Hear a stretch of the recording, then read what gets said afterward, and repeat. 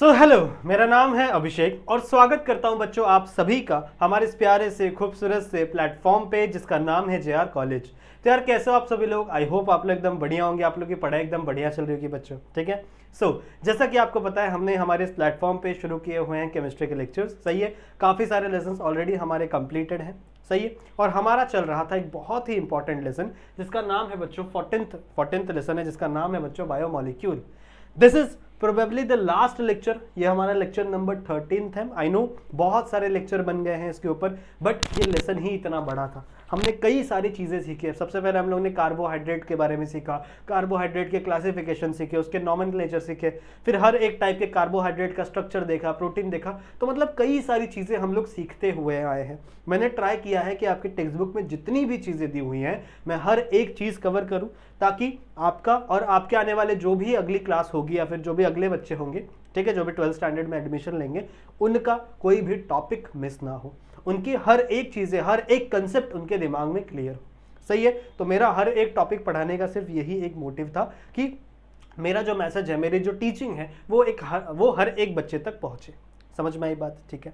आज के इस लेक्चर में बच्चों हम लोग फाइनली बात करेंगे न्यूक्लिक एसिड के बारे में। हम लोग बात करेंगे न्यूक्लिक एसिड किससे बना हुआ है, हम लोग बात करेंगे उन सारी चीज़ों के स्ट्रक्चर के बारे में, हम लोग राइबोज के स्ट्रक्चर के बारे में बात करेंगे, फिर 2-डीऑक्सी राइबोज स्ट्रक्चर के बारे में बात करेंगे, फिर आखिरकार नाइट्रोजनस बेस क्या होते हैं, कैसे आपकी न्यूक्लिक एसिड की चेन बनती है, उन सब के बारे में आज के इस लेक्चर के अंदर हम लोग बात करेंगे। तो मैं कह सकता हूं कि बच्चों this is a complete lecture on nucleic acid. आज हम लोग कंप्लीटली डिस्कस करेंगे कि आखिरकार न्यूक्लिक एसिड होता क्या है और कैसे डीएनए और आरएनए का फॉर्मेशन होगा। बात समझ में आ गई? ठीक है। कैसे ग्लाइकोसिडिक बॉन्ड बनेंगे न्यूक्लिक एसिड के अंदर, कैसे फॉस्फोडाइस्टर बॉन्ड बनेंगे न्यूक्लिक एसिड के अंदर। दो टाइप के बॉन्ड होते हैं न्यूक्लिक एसिड में, एक ग्लाइकोसिडिक बॉन्ड, एक फॉस्फोडाइस्टर बॉन्ड। ठीक है। उन सब की बातें बच्चों आज के इस लेक्चर में हम लोग करेंगे। लेक्चर बड़ा हो सकता है, आई नो। ठीक है, अभी मैं लेक्चर स्टार्ट कर रहा हूं तो मुझे नहीं पता वीडियो की लेंथ कितनी होगी, बट मुझे इतना पता है कि वीडियो की लेंथ लंबी होने वाली है। सही है। तो आराम से बच्चों बैठो एक जगह पर, जितनी भी मैं चीज़ें बताऊंगा उन चीज़ों को अपने बुक में लिखो। ठीक है। हेडफोन लगा लो, ईयरफोन लगा लो, एक कोने में बैठ जाओ, डिस्टर्ब नहीं होना है। जितनी भी मैं चीज़ें बताऊंगा ध्यान से सुनना है, उसे लिखना है अपने बुक में। सिर्फ देखने से काम नहीं चलेगा, क्योंकि अगर आप सिर्फ देखते रहोगे ना तो एक टाइम आएगा जब आप भूल जाओगे। तो प्लीज़ बच्चों देखना है और साथ साथ लिखना है। जब मैं बोलूँगा कि मैं साइड हटता हूँ, स्क्रीनशॉट ले लो या पॉज करके वीडियो को लिखो, तो आप वीडियो को पॉज करोगे और वहाँ पे सारी चीज़ें लिखोगे, क्योंकि ये कोई लाइव वीडियो तो है नहीं कि जहाँ पे आपका कुछ सीक्वेंस छूट जाएगा, जहाँ पे आपकी चैट छूट जाएगी। समझ रहे हो? तो लाइव वीडियो नहीं है बच्चों, रिकॉर्डेड वीडियो है। आप इसे पार्ट में भी देख सकते हो, बट जितनी भी मैं चीज़ें बताऊँगा उसे लिखना ज़रूर से है। बात समझ में आ गई? ठीक है, चलो बात करते हैं। एक चीज़ और, अगर आपने हमारे ऐप के बारे में अगर हमारे ऐप को डाउनलोड नहीं किया है तो ज़रूर से कर लेना। ठीक है। और यदि आपको कोई भी डाउट होता है केमिस्ट्री में, बायोलॉजी में बच्चों, तो आप आ सकते हो मेरे इंस्टाग्राम पे, अपने जो भी डाउट्स हैं वो मुझ तक शेयर कर सकते हो, मुझ तक पहुंचा सकते हो, ताकि या फिर आपके कोई फीडबैक है तो वो भी आप मुझे दे सकते हो। फॉलो नहीं करोगे चलेगा, कोई दिक्कत की बात नहीं है। बहुत सारे बच्चे जो मुझे फॉलो नहीं करते बट कॉन्स्टेंटली मेरे साथ कनेक्टेड रहते हैं, अपने डाउट्स मुझ तक पहुंचाते रहते हैं, तो उनके डाउट्स मैं क्लियर करवाता हूँ वहाँ पे। सही है। हालांकि रील मत भेजना वरना मैसेज नहीं देखूंगा। सही है। ठीक है, चलेगा। तो बच्चों स्टार्ट करते हैं आज के इस लेक्चर को। लास्ट वाले लेक्चर में मैंने आप लोगों को न्यूक्लिक एसिड के बारे में थोड़ी बहुत इंफॉर्मेशन दी थी। मैंने आपको बताया था न्यूक्लिक एसिड क्या है, उसके बारे में कुछ चीज़ें मैंने आपको लास्ट वाले लेक्चर में बताई थी। ये वाला जो चार्ट है ये मैंने लास्ट वाले लेक्चर में बनाया था, आई गेस। सही है। मैंने आपको बताया था जो न्यूक्लिक एसिड है बच्चों, it is a type of a polymer. Polymer क्या होता है? पॉलीमर ऐसे सब्सटेंस को कहा जाता है जो छोटे छोटे मोनोमर से जुड़ के बना हो। छोटे छोटे सब्सटेंस से जो चीजें जुड़ के बनी हुई होती है बच्चों, उन्हें हम लोग पॉलीमर कहते हैं। सही है। जो छोटे छोटे सब्सटेंस होते हैं, सिंगल सब्सटेंस होते हैं, जिनसे आपका पॉलीमर बना हुआ है, that single substance is known as monomer. सही है। तो मैंने आपको बोला था बच्चों, आपका न्यूक्लिक एसिड भी एक टाइप का पॉलीमर ही है। आपका न्यूक्लिक एसिड भी एक टाइप का पॉलीमर ही है। इसके मोनोमर की भी हम लोग बात करेंगे आगे चल के। सही है। दो प्रकार के न्यूक्लिक एसिड हमें पढ़ने हैं अभी बच्चों, एक है आपका आरएनए और एक है आपका डीएनए। सही है। आरएनए का फुल फॉर्म आपको पता है राइबो न्यूक्लिक एसिड, और डीएनए का फुल फॉर्म आपको पता है डीऑक्सी राइबो न्यूक्लिक एसिड। इन सब के बारे में हम लोग बात करेंगे आगे चल के। ठीक है। फिर मैंने आपको बोला था कि डीएनए मास्टर मॉलिक्यूल है। डीएनए के बारे में मैंने आपको बहुत सारी चीजें बताई थी, बड़बड़ किया था मैंने लास्ट वाले लेक्चर के अंदर।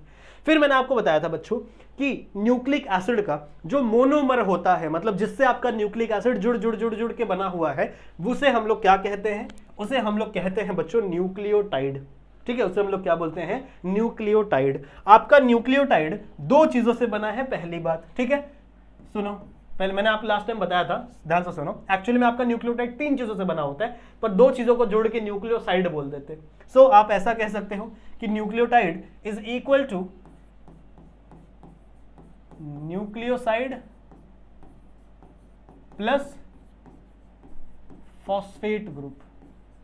कौन सा ग्रुप? Phosphate group. समझ रहे हो?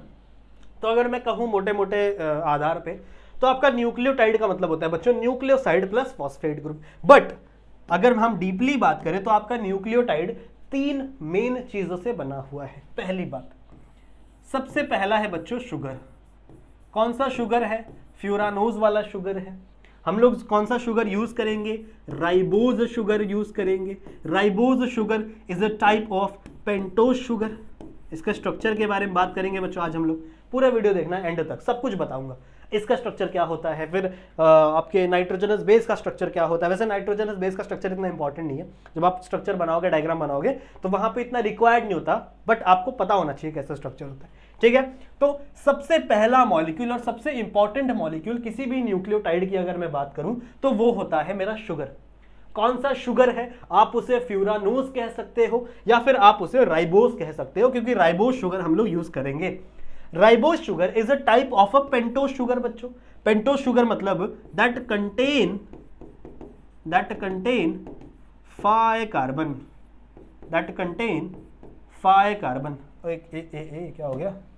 दैट कंटेन बच्चों 5 कार्बन, CAR। समझ रहे हो? तो ऐसा शुगर जिसके पास टोटल 5 कार्बन होंगे, ऐसे शुगर को हम लोग क्या कहते हैं? पेंटोज। पेंटो मतलब 5 कार्बन। और कौन सा पेंटोज हम लोग यूज करेंगे? हम लोग यूज करेंगे राइबोज यूज करने वाले। ठीक है, समझ में आ गया? ये पहला कॉन्स्टिट्यूएंट। दूसरा अगर मैं बात करूं बच्चों, तो दूसरा आपका बहुत इंपॉर्टेंट कॉन्स्टिट्यूएंट है, जिसे हम लोग कहते हैं नाइट्रोजन बेस। जिसे हम लोग क्या बोलते हैं बच्चों? Nitrogen base. क्लियर है? क्लियर है? 2 ग्रुप हम लोग यूज करेंगे नाइट्रोजन बेस के। एक ग्रुप कहलाएगा प्यूरिन्स और एक ग्रुप कहलाएगा पिरिमिडीन। समझ रहे हो? एक ग्रुप कहलाएगा प्यूरिन, एक ग्रुप कहलाएगा पिरिमिडीन। देखो ध्यान से सुनो, प्यूरिन और पिरिमिडीन किसी भी कंपाउंड का नाम नहीं है, ये कंपाउंड्स के ग्रुप का नाम है। ठीक है, कंपाउंड्स के ग्रुप का नाम है। जैसे कार्बोहाइड्रेट, कार्बोहाइड्रेट कोई कंपाउंड नहीं होता, पर कार्बोहाइड्रेट के अंदर बहुत सारे ग्रुप्स आते हैं, जैसे ग्लूकोज, जैसे फ्रक्टोज, जैसे राइबोज, जैसे सुक्रोज, जैसे माल्टोज। तो ये सारे ग्रुप है कार्बोहाइड्रेट के अंदर। इसी तरीके से बच्चों प्यूरिन एक कंपाउंड नहीं है, पर इसके अंदर 2 कंपाउंड आप पढ़ोगे। एक आप पढ़ोगे एडेनिन, जिसे हम लोग रिप्रेजेंट करेंगे ए से, और एक आप पढ़ोगे ग्वानिन, जिसे हम लोग रिप्रेजेंट करेंगे जी से। सही है? तो एक आपका होता है एडेनिन और एक आपका होता है ग्वानिन, जो कि किसके ग्रुप के अंदर आएंगे बच्चों? प्यूरिन्स के अंदर आएंगे। Next, if I talk about pyrimidine, ठीक है, if I talk about pyrimidine बच्चों, सो पिरिमिडीन के अंदर हमको 3 अलग अलग टाइप्स के पिरिमिडीन पढ़ने हैं। समझ रहे हो? एक हमको पढ़ना है बच्चों थायामीन, और एक हम लोग को पढ़ना है बच्चों यूरासिल नहीं, साइटोसिन। एक हम लोग को क्या पढ़ना है बच्चों? साइटोसिन। अगर मैं डीएनए की बात करूं तो ये 4 आपके नाइट्रोजनस बेसिस यूज किए जाते हैं, but in the case of RNA आपका जो थायामीन है ना बच्चों, वो रिप्लेस हो जाता है यूरासिल से। आपका जो थायामीन है वो रिप्लेस हो जाता है यूरासिल से। सो इन आरएनए आपका जो स्ट्रक्चर है, ठीक है, आपका जो स्ट्रक्चर है उसके अंदर क्या प्रेजेंट होगा? थायामीन प्रेजेंट होगा अगर मैं डीएनए की बात करूं तो, और आरएनए की बात करूं तो वहां पे क्या प्रेजेंट होगा? यूरासिल प्रेजेंट होगा। बाकी सारे के सारे अमीनो एसिड, बाकी के सारे सारे नाइट्रोजन एसिड सेम है। तो अगर मैं बात करूं बच्चों नाइट्रोजनस बेस की, तो टोटल 5 प्रकार के नाइट्रोजनस बेस हमें पढ़ने हैं। 2 नाइट्रोजनस बेस आपके प्यूरिन के अंदर आएंगे, 3 नाइट्रोजनस बेस आपके पिरिमिडीन के अंदर आएंगे। कौन कौन से 2? एक आपके हैं एडेनिन, एक आपके ग्वानिन प्यूरिन्स के अंदर।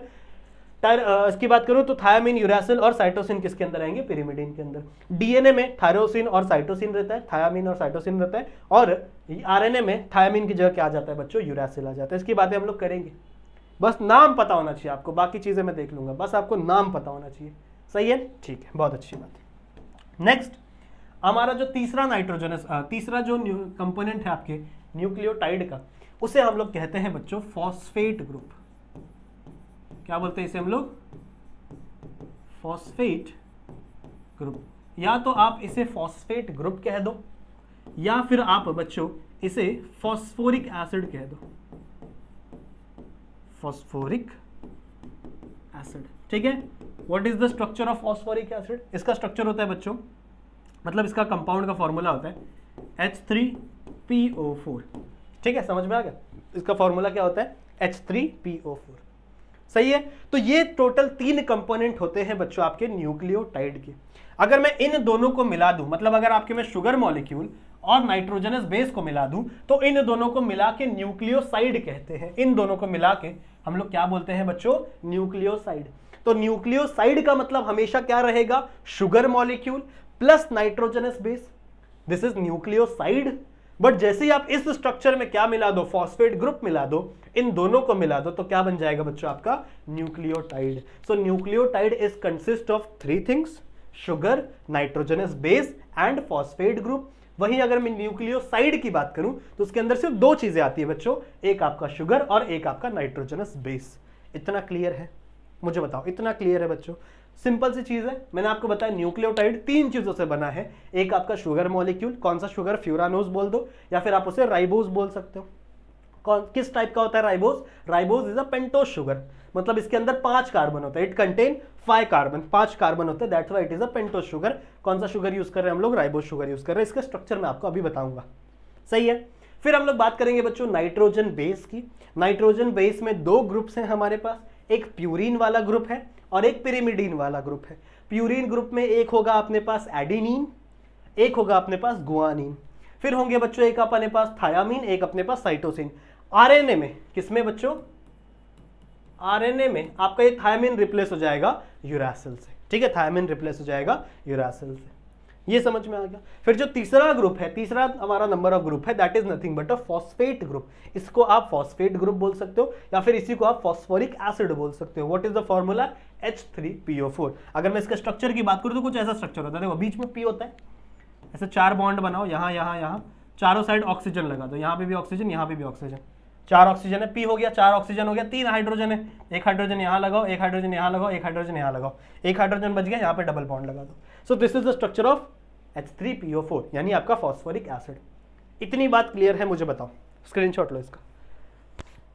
इतनी बातें क्लियर है बच्चों? ठीक है, इतनी बातें क्लियर है। आई होप इतनी चीजें आपको समझ में आ गई है।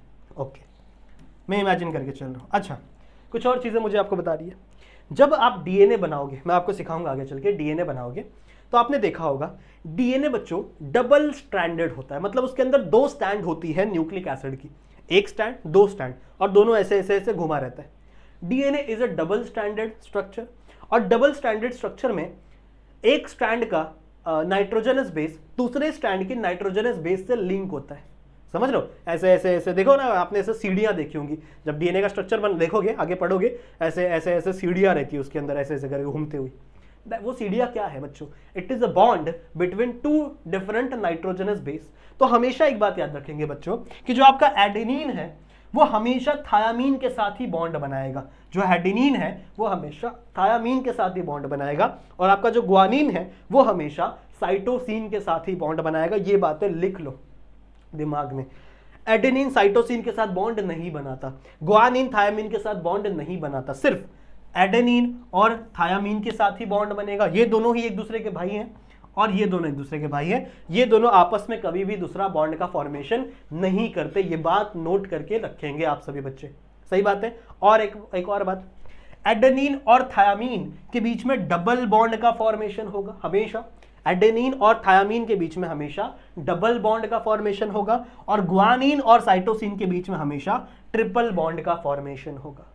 बात समझ में आई? ठीक है, एडेनिन और थायामीन के बीच में हमेशा डबल बॉन्ड, गुआनिन और साइटोसिन के बीच में हमेशा ट्रिपल बॉन्ड। इसके बीच में 3 बॉन्ड रहेंगे, इसके बीच में 2 बॉन्ड रहेंगे। ये बॉन्ड है कौन से? ये बॉन्ड है बच्चों हाइड्रोजन बॉन्ड।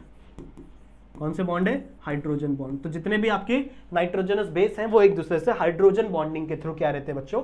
अटैच रहते हैं। एडेनिन हमेशा थायामीन के साथ डबल बॉन्ड बनाएगा, गुआनिन हमेशा साइटोसिन के साथ ट्रिपल बॉन्ड बनाएगा। ये दोनों कभी भी आपस में बॉन्ड नहीं बनाते। ये एक इससे बॉन्ड नहीं बनाएगा, ये इससे बॉन्ड नहीं बनाएगा, दूसरे दुश्मन एक दूसरे के। समझ लो? ठीक है। और यूरेसिल बॉन्ड नहीं बनाता, क्योंकि यूरेसिल किस में होता है? आरएनए में होता है, और आरएनए सिंगल स्ट्रैंडेड होती है तो उसके अंदर बॉन्डिंग नहीं बनती। ठीक है, समझ में आई बात? तो ये नोट करो पहले। हो गया? हो गया बच्चों? ठीक है, चलेगा। अब आगे बढ़ते हैं। अब आगे बच्चों हम लोग एक एक स्ट्रक्चर को डिटेल में स्टडी करेंगे। सबसे पहले मैं आपको समझाऊंगा राइबोस का स्ट्रक्चर कैसा होगा, फिर हम लोग बात करेंगे बच्चों नाइट्रोजनस बेस के स्ट्रक्चर के बारे में। ठीक है, नाइट्रोजनस बेस का स्ट्रक्चर याद नहीं रखना है, पहली बात आपको याद नहीं रखना है, बिल्कुल भी याद नहीं रखना है। जब मैं आपको सिखाऊंगा तो उसमें खाली हम लोग नाइट्रोजनस बेस लिखेंगे, NB लिखेंगे, या फिर आप कोई भी नाम दे दो, A दे दो, B दे दो, C दे दो, कुछ भी लिख दो, बट इसका स्ट्रक्चर मैं आपको सिर्फ दिखाऊंगा कैसा होता है। इसके अंदर नाइट्रोजन प्रेजेंट होते हैं, ऐसे 2 रिंग का कंपाउंड होता है, बीच बीच में यहाँ पे नाइट्रोजन प्रेजेंट होता है, बताऊंगा सब कुछ, टेंशन मतलब। ठीक है, इसकी बात करेंगे एंड फाइनली हम लोग किसकी बात करेंगे, आपके फॉस्फेट ग्रुप की बात करेंगे। इसमें ज्यादा कुछ बात करने लायक है नहीं, जो था मैंने यहीं पे बता दिया ऑलमोस्ट इतनी चीजें। फिर उसके बाद हम लोग इन तीनों को ज्वाइन करके, इन तीनों को जोड़कर क्या बनाएंगे बच्चों, न्यूक्लियोटाइड। तो हम लोग न्यूक्लियोटाइड बनाना सीखेंगे कि आपका एक न्यूक्लियोटाइड कैसा दिखता है, किस पोजीशन पे कौन अटैच होगा, कैसे बॉन्ड फॉर्मेशन होगा, उसकी बात करेंगे हम लोग उसके बाद। एंड देन लास्ट हम लोग चेन बनाने की कोशिश करेंगे, न्यूक्लिक एसिड बनाने की कोशिश करेंगे कि आपका पूरा न्यूक्लिक एसिड कैसे बनेगा, एक न्यूक्लियोटाइड दूसरे से कैसे ज्वाइन होगा, दूसरा तीसरे से कैसे ज्वाइन होगा, तीसरा चौथे से कैसे ज्वाइन होगा, 5' एंड क्या होगा, 3' एंड क्या होगा, उसकी बात करेंगे। पहले इसका स्क्रीनशॉट लो।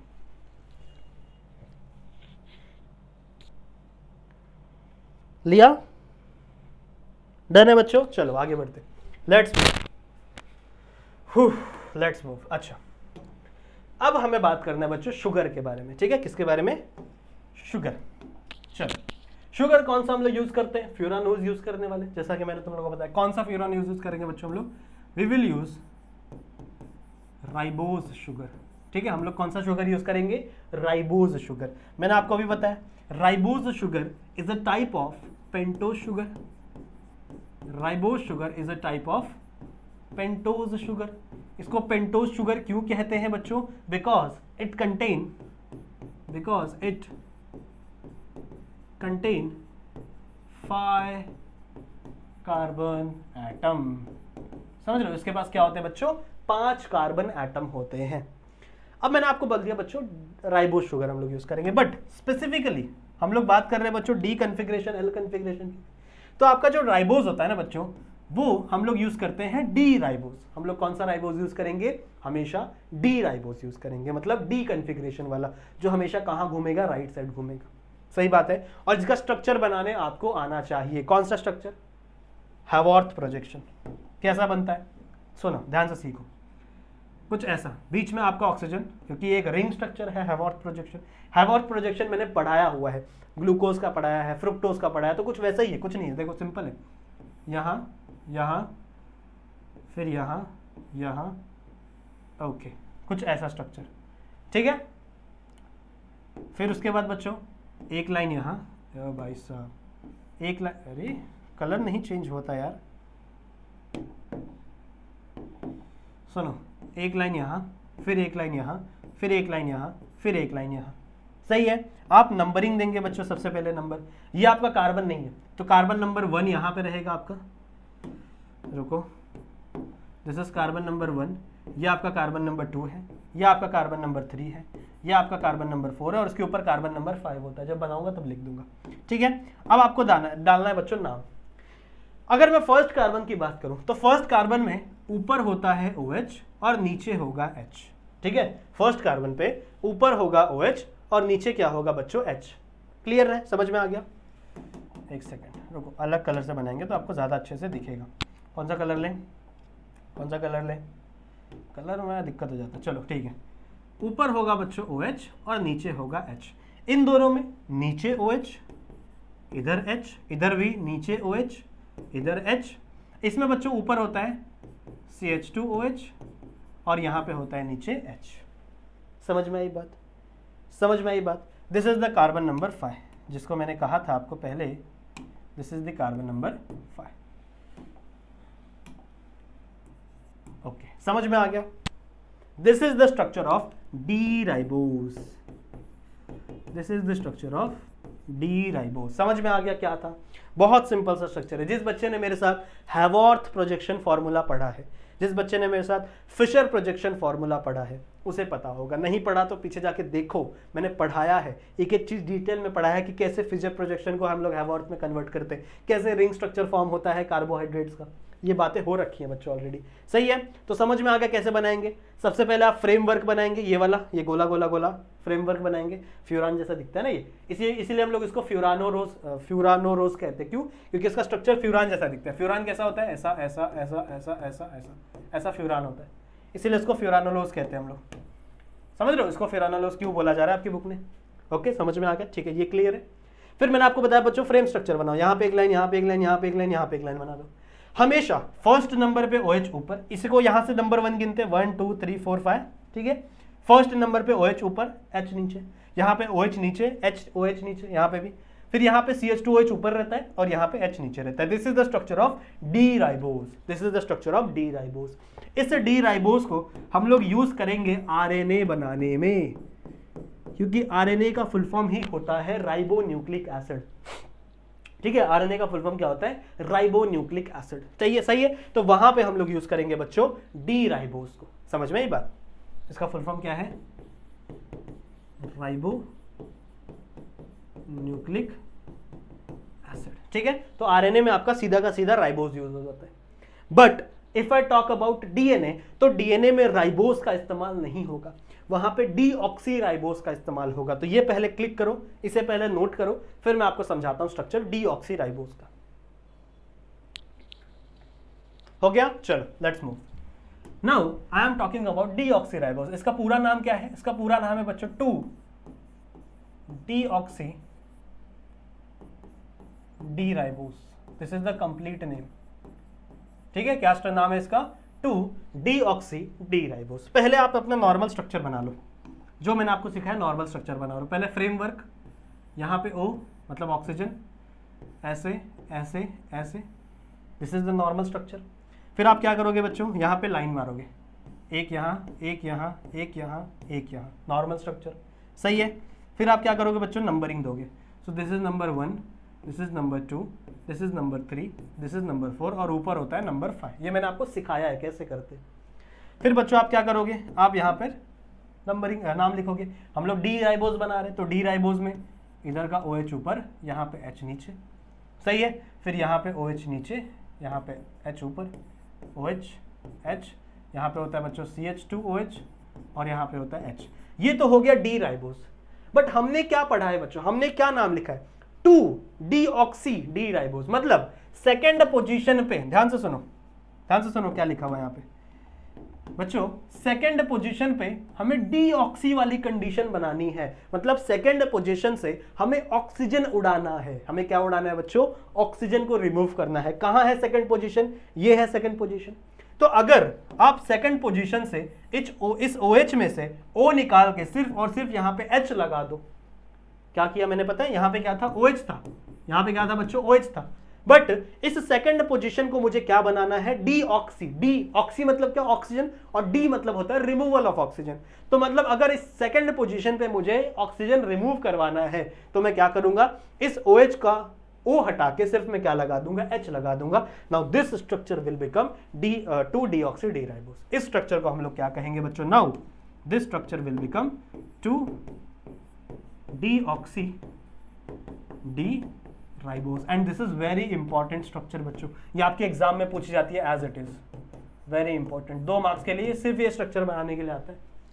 इतना इजी स्ट्रक्चर 2 मार्क्स के लिए सिर्फ ये स्ट्रक्चर बनाने के लिए कभी कभी पूछा जाता है, और काफी बार पूछा गया है। सो प्लीज इसको नोट करो, अपनी बुक में बनाओ, ठीक है। And then we will move to next part. समझ में आ गया? समझ में आ गया बच्चों? ठीक है, आगे बढ़ेंगे, आगे बढ़े, आगे बढ़े। ठीक है, चलो नेक्स्ट मूव। शुगर का समझ में आ गया। यही शुगर हम लोग यूज करेंगे न्यूक्लिक एसिड में। अच्छा, एक और चीज बता दो, ये आगे चल के DNA बनाता है। इसको हम लोग यूज करेंगे DNA फॉर्मेशन में। इसको हम लोग ने यूज किया था RNA फॉर्मेशन में। डी राइबोज को हम लोग यूज किए थे RNA फॉर्मेशन में, बट इसको हम लोग यूज करेंगे DNA फॉर्मेशन में। देखो DNA का फुल फॉर्म ही क्या है? Deoxy ribonucleic acid. ये भी राइबोन्यूक्लिक एसिड ही है। देखो वहां पे भी राइबोन्यूक्लिक एसिड था, ये लाइन कॉमन है, दिख रहा है? ये वाली जो लाइन है ये कॉमन है, राइबोन्यूक्लिक एसिड, वहां पे भी राइबोन्यूक्लिक एसिड था। बस यहाँ पे एक्स्ट्रा वर्ड क्या लगा है बच्चों? डीऑक्सी। डीऑक्सी मतलब क्या? आपने ऑक्सीजन का रिमूवल करवाया। कहां से रिमूवल करवाया? सेकंड पोजीशन से। दैट्स व्हाई 2-डीऑक्सी 2-deoxy D-ribose, ऐसा स्ट्रक्चर बनेगा। Note it down please, note it down बच्चों। समझ में आ गया? ठीक है, शुगर की बात हो गई, 3 कंपोनेंट थे, एक कंपोनेंट डन। सेकेंड कंपोनेंट पे आते हैं। अगला कंपोनेंट है बच्चों हमारा नाइट्रोजन बेस। ठीक है, अगला कंपोनेंट क्या है हमारा? Nitrogen base. नाइट्रोजन बेस क्या होते हैं? These are the organic compound that contain nitrogen as a heteroatom। इसको लिखेंगे आप सभी, नाइट्रोजन बेस ऐसे लिख देता हूं मैं, NB मतलब nitrogen base. So nitrogen base are the organic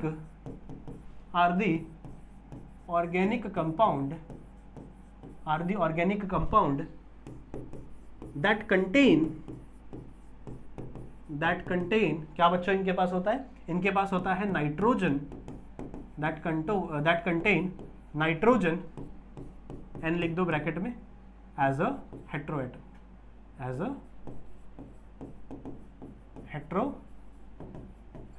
समझ रहे हो क्या बोला मैंने? समझ में आ गया? नाइट्रोजन बेस क्या कहलाता है बच्चों? उसके डेफिनेशन क्या है? अगर डेफिनेशन पूछा जाए लिख सकते हो आप लोग ये भी एग्जाम में। क्या है बच्चों nitrogen base? Nitrogen base are the organic compound, ये एक टाइप के ऑर्गेनिक कंपाउंड है जिसके अंदर that contain nitrogen as a heteroatom. ठीक है, जब आप पढ़ोगे आगे चल के स्ट्रक्चर, ऐसे अलग अलग स्ट्रक्चर आप पढ़ोगे। मान लो यहाँ पे एक नाइट्रोजन लग गया, फिर यहाँ पे एक नाइट्रोजन लग गया, यहाँ पे एक हाइड्रोजन है, यहाँ पे एक है, फिर यहाँ पे एक बॉन्ड लग गया, यहाँ पे मान लो डबल बॉन्ड लग गया। ये आपका साइटोसिन होता है मेरे हिसाब से, दिस इज साइटोसिन। समझ रहे हो? समझ रहे हो? ठीक है, यही है ना? एक सेकेंड नहीं है, हाँ यही है। बस यहाँ पे एक NH, क्या है? NH2 यस, हो जाता है बच्चों, क्या करें? दिस इज NH2, ये आपका साइटोसिन है। अगर मैं ये हटा दूं तो ये नॉर्मल आपका प्यूरिन का स्ट्रक्चर है, पिरिमिडीन का स्ट्रक्चर है, नॉर्मल पिरिमिडीन, बट ये आपका साइटोसिन हो गया। समझ रहे हो? ये आपका क्या हो गया? साइटोसिन। सो अगर आप देखो, so it is a general organic compound है, बट इसके अंदर क्या प्रेजेंट है? इसके अंदर प्रेजेंट है नाइट्रोजन एज अ हेटेरोएटम। क्या प्रेजेंट है बच्चों? Nitrogen as a heteroatom present है। ठीक है, ओके, बहुत अच्छी बात है। ये समझ में आ गया? इसको क्लियर करूंगा मैं, साफ करने वालों मतलब हटाने वालों, कुछ और चीजें मुझे आपको बतानी है। प्लीज नोट इट डाउन और you can take a screenshot. समझ में आ गया बच्चों इतना? चलो ये मैं मिटा रहा हूं, कितना यहां से तो भी आ जा भाई। Okay, nitrogen base are of 2 types. 2 प्रकार के नाइट्रोजन बेस हमें देखने हैं। आ जाओ बातें करते हैं। Nitrogen base are of 2 types. इसकी बातें ऑलरेडी मैंने की हुई हैं, पर फिर भी मैं आपको अच्छे से बता दूं जब टॉपिक पढ़ा रहा हूं तो। नाइट्रोजन बेस बच्चों 2 प्रकार के हैं। एक प्रकार को हम लोग कहते हैं प्यूरिन्स, और इसके डेरिवेटिव आगे पढ़ेंगे हम लोग, और एक प्रकार को हम लोग कहते हैं पिरिमिडीन। ठीक है, एक प्रकार को हम लोग क्या कहते हैं? पिरिमिडीन, और इसके डेरिवेटिव हम लोग पढ़ेंगे। समझ में आई बात? एक प्रकार होता है आपका प्यूरिन और एक प्रकार होता है बच्चों आपका पिरिमिडीन। ठीक है बच्चों, अगर मैं प्यूरिन्स की बात करूं तो 2 प्यूरिन्स हमको पढ़ने हैं। एक है एडिनिन, एक प्यूरिन है आपका एडिनिन, और एक प्यूरिन है आपका गुआनिन। ठीक है, एक प्यूरिन क्या है आपका? गुआनिन। तो 2 प्यूरिन्स है हमारे पास, एक एडिनिन एक गुआनिन। पिरिमिडीन की बात करूं 3 पिरिमिडीन है। एक आपका थायामीन, रुक जाओ, थायामीन, एक आपका है बच्चों साइटोसिन, और एक आपका है बच्चों यूरासिल। ठीक है, एक आपका क्या है? यूरासिल। सही है, तो आपके पास टोटल 5 नाइट्रोजनस बेस है। कौन कौन से? एक आपका एडिनिन, एडिनिन को हम लोग रिप्रेजेंट करते हैं ए से, गुआनिन को हम लोग रिप्रेजेंट करते हैं जी से, थायामीन को हम लोग रिप्रेजेंट करते हैं टी से, साइटोसिन को हम लोग रिप्रेजेंट करते हैं सी से, और यूरासिल को हम लोग रिप्रेजेंट करते हैं यू से। एक बात, यूरासिल सिर्फ आपको आरएनए में ही मिलेगा और कहीं नहीं मिलेगा, और थायामीन आपको सिर्फ और सिर्फ डीएनए में ही मिलेगा और कहीं नहीं मिलेगा। तो इसका मतलब क्या है कि जब आरएनए की बात करो तो थायामीन रिप्लेस कर दो किससे? यूरासिल से। जब डीएनए की बात करो तो यूरासिल को रिप्लेस कर दो थायामीन से। तो मतलब वहां पे थायामीन प्रेजेंट होगा। तो मतलब एक न्यूक्लिक एसिड के अंदर आपको 4 नाइट्रोजनस बेस मिलेंगे, टोटल 5 होते हैं।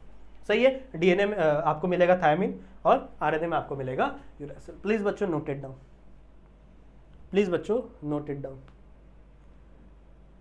ठीक है, क्लियर है। अब मैं आपको स्ट्रक्चर की बात करूंगा। देखो वैसे स्ट्रक्चर इतना इंपॉर्टेंट नहीं है, बट फिर भी मैं आप लोग के लिए स्ट्रक्चर लेकर आया हूं। कुछ ऐसे ही स्ट्रक्चर आपकी बुक में दिए गए, सही है। तो देखो स्ट्रक्चर क्या है, जो मैंने आपको बताया था वही है। ये स्ट्रक्चर है बच्चों आपके पिरिमिडीन्स का, देख रहे हैं, this is the structure of pyrimidine, normal pyrimidine. पर पिरिमिडीन नहीं पढ़ना है हम लोग को, ये स्ट्रक्चर आपके प्यूरिन्स का, पर प्यूरिन्स हम लोग को नहीं पढ़ना है। तीन प्रकार के पिरिमिडीन है, 2 प्रकार के प्यूरिन्स है। एडेनिन है बच्चों आपका सबसे पहला, जिसको हम लोग किससे रिप्रेजेंट करेंगे, ए से। कलर चेंज कर लेते हैं, इसको हम लोग रिप्रेजेंट करेंगे बच्चों ए से। देख लो कैसा स्ट्रक्चर होता है, ऐसा ही कुछ स्ट्रक्चर होगा आपका। अब इसके बाद मैं आपको सिखाऊंगा बॉन्डिंग कैसे होगी, उसके बारे में बात करेंगे, but these are the structures, सही है। ये आपका साइटोसिन का स्ट्रक्चर है, जहां पे आपके NH2 पर लगा हुआ है, यहाँ पे डबल बॉन्ड लगा हुआ है। अगर इस NH2 को रिप्लेस करके आप मतलब देखो, अगर आप एक स्ट्रक्चर याद करोगे तो बाकी स्ट्रक्चर भी याद हो जाएगा। अगर आप NH2 को रिप्लेस कर दोगे डबल बॉन्ड से तो यूरैसिल बन जाएगा। अगर ये डबल बॉन्ड है, ये भी डबल बॉन्ड है, बस यहाँ पे एक CH3 डाल दो तो ये क्या बन जाएगा, आपका थायमिन बन जाएगा। तो मतलब स्ट्रक्चर ऑलमोस्ट सब सेम ही सेम है।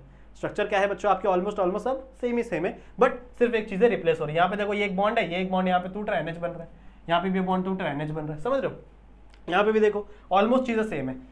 ये नॉर्मल सा पूरा स्ट्रक्चर है, बस यहाँ पे एक में NH2 लगा हुआ है, एक में डबल बॉन्ड लगा हुआ है, सही है। यहाँ पे जहाँ पे NH2 इस साइड लगा, यहाँ पे NH2 यहाँ लगा है, तो समझ रहे हो स्ट्रक्चर सबका ऑलमोस्ट सेम है। अगर आपने एक स्ट्रक्चर याद किया तो बच्चों आपको सारे स्ट्रक्चर याद हो जाएंगे, बट याद करने की जरूरत नहीं है क्योंकि इतने स्ट्रक्चर्स आपको पूछा नहीं जाएगा। अगर आपसे DNA RNA का स्ट्रक्चर पूछा गया या फिर न्यूक्लिक एसिड बनाने का स्ट्रक्चर पूछा गया तो किसी एक का याद करो, कोई एक हम याद करके रखो, बाकी सबका याद करने का जरूरत नहीं है। बात समझ में आ गया। तो ये तो आपके पास ऑलरेडी होगा आपकी बुक में, फिर भी अगर आपको स्क्रीनशॉट लेना है बच्चों तो आप ले सकते हो। Okay, let's move. हो गया nitrogen base. Now phosphoric acid आपको पता ही है, अगर नहीं पता तो सिखाई देता हूँ। स्ट्रक्चर ऑफ न्यूक्लिक एसिड ना, चलो इसके पहले मैं आपको एक फॉस्फोरिक एसिड का स्ट्रक्चर बता देता हूँ, क्योंकि हमारा थर्ड कंपोनेंट क्या है, फॉस्फेट ग्रुप, या फिर इसी को ही आप क्या कहोगे, फॉस्फोरिक एसिड। ठीक है, क्या कहोगे आप, फॉस्फोरिक एसिड। कैसे करना है बच्चों, सुनो ध्यान से कैसे बनाओगे। इसको हम लोग कहते हैं H3PO4। इसका स्ट्रक्चर क्या होता है, H3PO4। This is the phosphoric acid. कैसे बनाना है, कैसे बनाओगे, सुनो। बीच में फॉस्फोरस को रखो, ठीक है, एक फॉस्फोरस है। ऑक्सीजन कितने हैं, 4, तो 4 ऑक्सीजन लिख दो, यहाँ यहाँ यहाँ यहाँ, एक ऑक्सीजन यहाँ, एक ऑक्सीजन यहाँ, एक ऑक्सीजन यहाँ और एक ऑक्सीजन यहाँ, बना लोगे। ठीक है, कितने हाइड्रोजन है बच्चों, 3 हाइड्रोजन है, तो 3 हाइड्रोजन लगा दो 3 जगह पे। एक H यहाँ लगा दिया, मान लो मैंने एक H यहाँ लगा दिया और एक H यहाँ लगा दिया। इसको हाइड्रोजन नहीं मिला, तो जिसको हाइड्रोजन आप नहीं दोगे वहां पर आप डबल बॉन्ड लगा दो।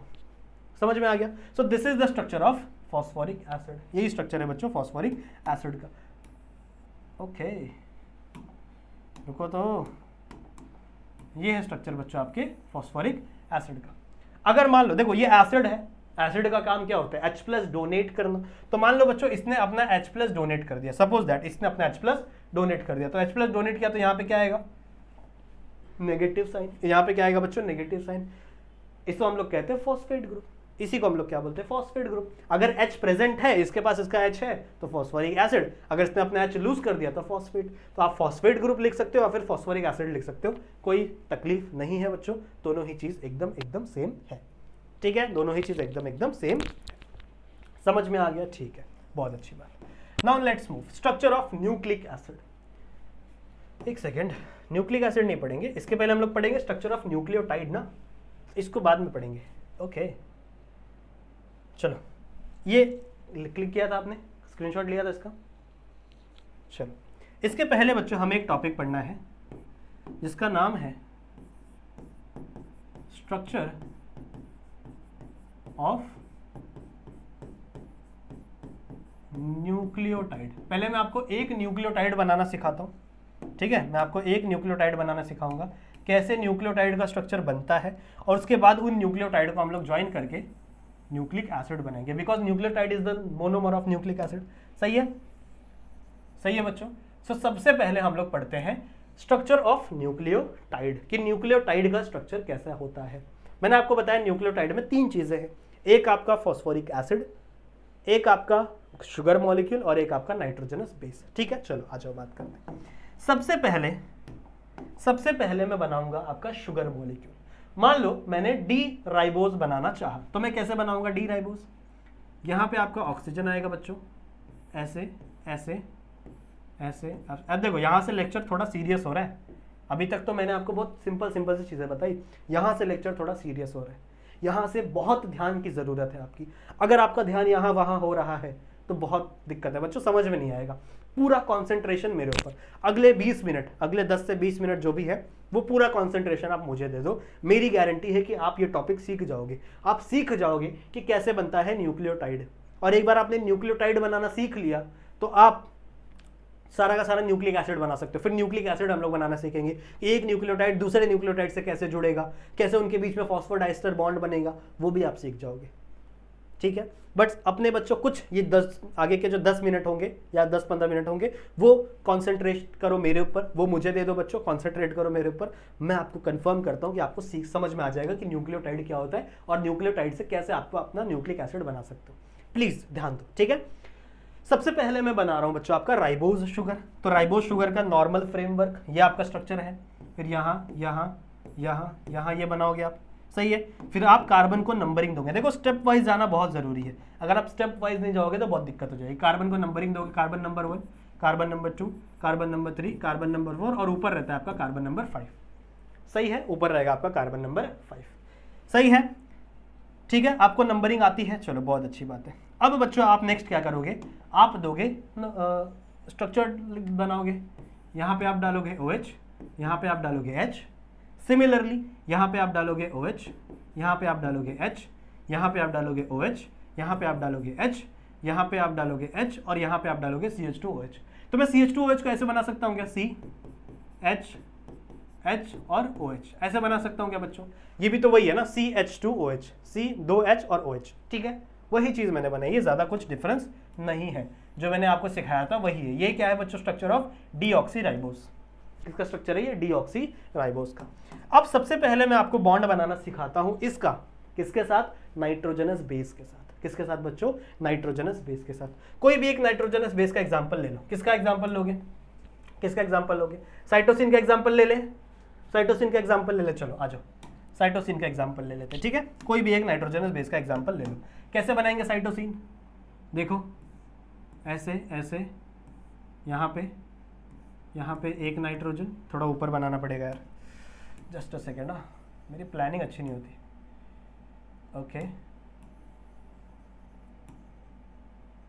ओके, साइटोसिन बना रहा हूँ मैं, ठीक है।